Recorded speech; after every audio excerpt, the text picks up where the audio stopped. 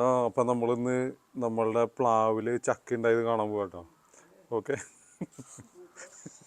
അപ്പോൾ ചക്ക ഉണ്ടായത് കാണാൻ പോവാം.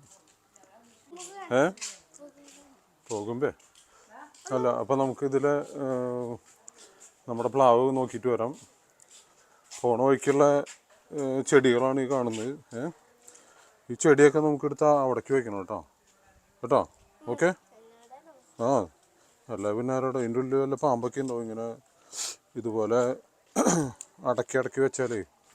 ഇപ്പോൾ നമ്മൾ അവിടെ ടൈല് കണ്ടില്ലേ, ആ ടൈലിൻ്റെ അവിടെ ടൈലില്ലേ, ആ ടൈലിൻ്റെ മുകളിൽ വെച്ചാൽ ഭയങ്കര ചൂടായിരിക്കും. അപ്പോൾ ആ ചൂട് ഒഴിവാക്കാൻ വേണ്ടിയിട്ട് നമ്മൾ ഇവിടെ കൊണ്ടുവന്ന് വെച്ചത്. ഇനിയിപ്പോൾ ഇവിടെ നിന്ന് മാറ്റാതെ നിവൃത്തിയില്ല. ഇവിടെ വീട്ടിൽ കുറേ പണി നടക്കായിരുന്നു, അതുകൊണ്ടാണ് ഈ വേസ്റ്റൊക്കെ ഇവിടെ കിടക്കുന്നത്. അങ്ങനെ നമ്മുടെ പ്ലാവ് എത്തി. പ്ലാവിൽ ചക്ക കിടക്കണുണ്ടോ, എന്തോരം ചക്ക കിടക്കുന്നത്. അതുപോലെ മുകളിലും ഉണ്ട് കേട്ടോ ചക്ക. അവിടെ അങ്ങേറ്റം വരെ ചക്കയുണ്ട്. അവിടെ നോക്കി, അവിടെ കണ്ടോ ചക്ക കണ്ടോ അറിയിച്ചു. പക്ഷെ അത് എങ്ങനെ പൊട്ടിക്കും എന്നുള്ളതാണ്.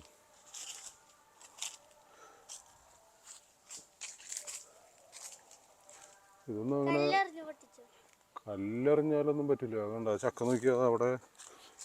അയ്യോ, ആ ചക്കൊക്കെ നാശമായി. ഇപ്പം ആരെങ്കിലും വരേണ്ടി വരും പൊട്ടിക്കാൻ.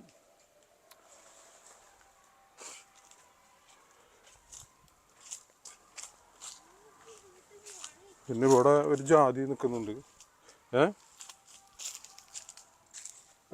അവിടെ ചക്ക എത്തും. എൻ്റെ അമ്മ എത്ര ചക്ക നോക്കിയേ അതുകൊണ്ടോ.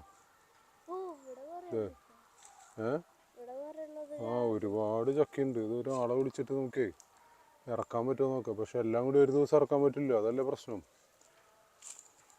ഇത് മൂത്തത് ഇറക്കാൻ പറ്റുള്ളൂ. പക്ഷെ ഭയങ്കര ടേസ്റ്റായിട്ട് സാധനം, ഭയങ്കര മധുരമാണ്. റേച്ചുവിന് എന്തെങ്കിലും പറയാനുണ്ടോ ഈ ചക്കേനെ കുറിച്ച്? ഒന്നും പറയാല്ലേ, എന്തെങ്കിലും പറഞ്ഞോ. പിന്നെ നമ്മുടെ സപ്പോട്ട മരം ഇവിടെ ഉണ്ട്.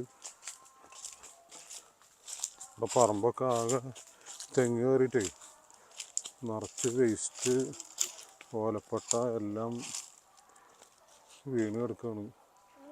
ഈ സപ്പോട്ട മരത്തുമ്പോൾ സപ്പോട്ടയൊന്നും ഇല്ല, ഒന്നും ആയിട്ടില്ല. സീസൺ അല്ലാത്ത കാരണം സപ്പോട്ടയൊന്നുമില്ല. ഇത് ആ മരം ഉണങ്ങിപ്പോയില്ല. അവരെന്ത്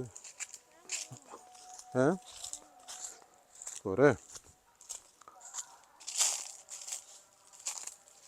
അയ്യോ, ഇത് പ്ലാവാട്ടോ, ഉണങ്ങിപ്പോയി. ആരെങ്കിലും ഉണക്കിയതാണോ? ഈ സപ്പോട്ട മരത്തിൽ സപ്പോട്ട ഇല്ല കേട്ടോ, ചെറിയ സപ്പോട്ട ഉണ്ട്.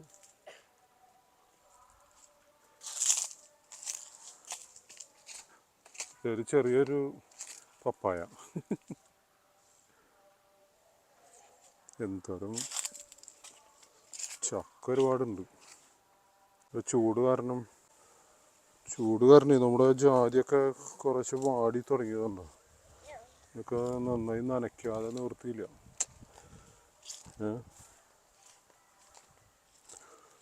തെങ്ങ് കയറിയിട്ട് തേങ്ങ ഇപ്പം കൊണ്ടുപോയുള്ളൂ. അപ്പോൾ അതിൻ്റെ ചകിരിയാണ് ഈ കിടക്കുന്നത്.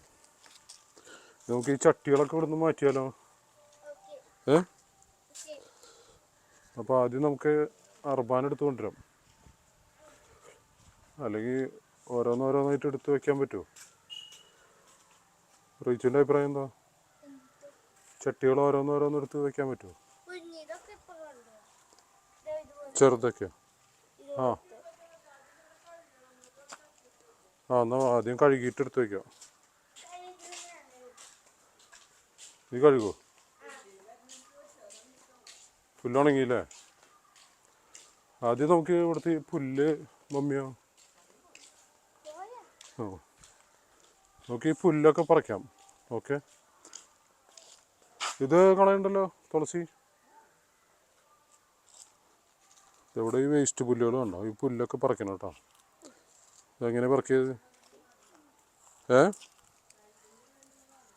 ഈ ടൈലിൻ്റെ ഇടയ്ക്കുള്ള പുല്ലില്ലേ, ഇത് ആദ്യം പറിക്കണം.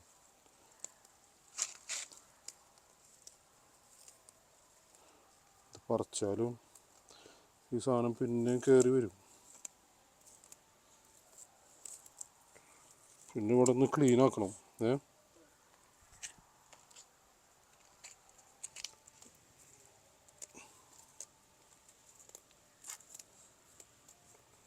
അപ്പോൾ ഈ പുല്ല് മൊത്തം പറിക്കാം കേട്ടോ. ഓക്കെ, പറിച്ച് കഴിഞ്ഞിട്ട് നമുക്ക് അടുത്ത വീഡിയോ എടുക്കാം. ഓക്കെ അല്ലേ?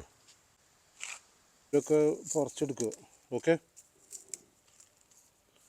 പുല്ലിനെ പറിക്കുക. ഈ പുല്ലും പറിക്കുക. പുല്ല് പോരണില്ലല്ലോ. പുല്ല്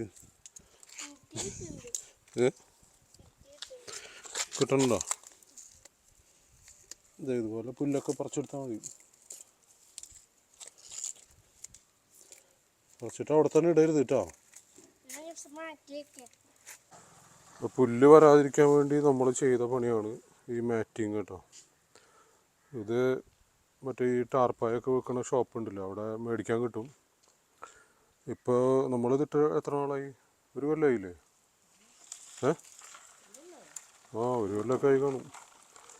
ഒരു കൊല്ലം ഈ സാധനം ഇട്ടിട്ട്, ഈ മാറ്റ്. പുല്ല് അധികം വരാറില്ല. പിന്നെ അവിടെ നിന്ന് അങ്ങോട്ട് നമ്മൾ മാറ്റ് ഇട്ടിട്ടില്ല.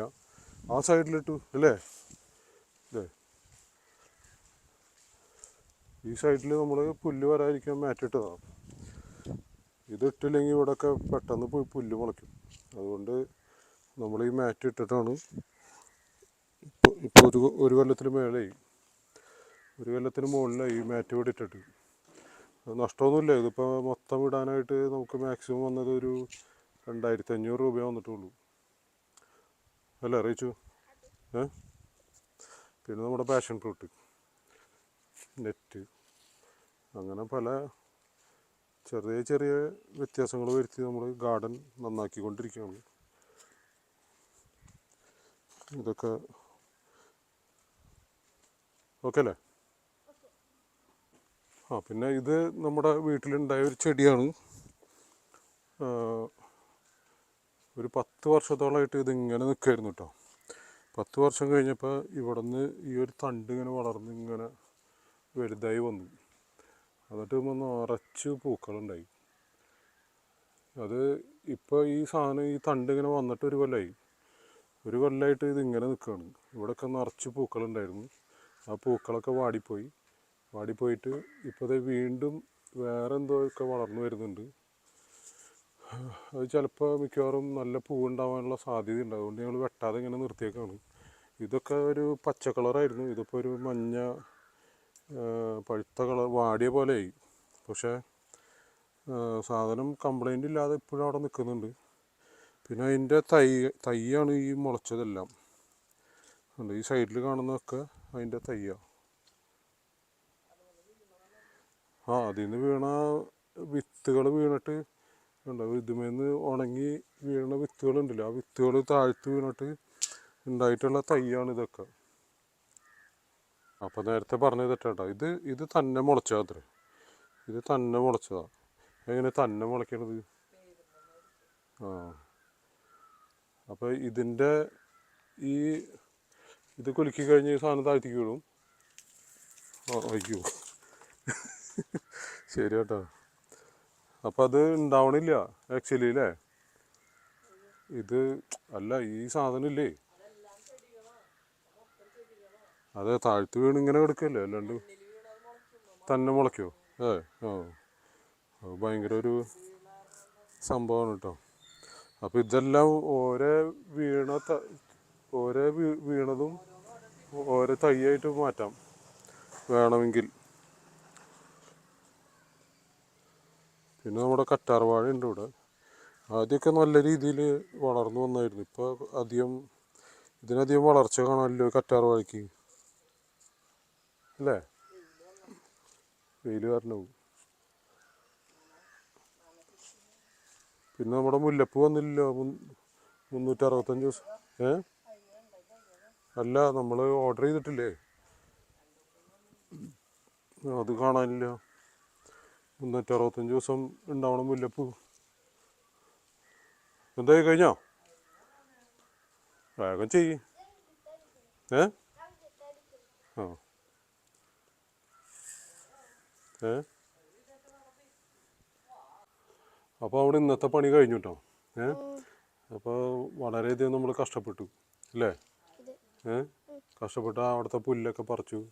ആ പുല്ല് ഞാൻ കാണിച്ചു തരാം, പറിച്ച പുല്ലോ. അപ്പോൾ അത് ഇത്രയും ഭാഗം നമ്മൾ ക്ലീൻ ചെയ്തു കേട്ടോ.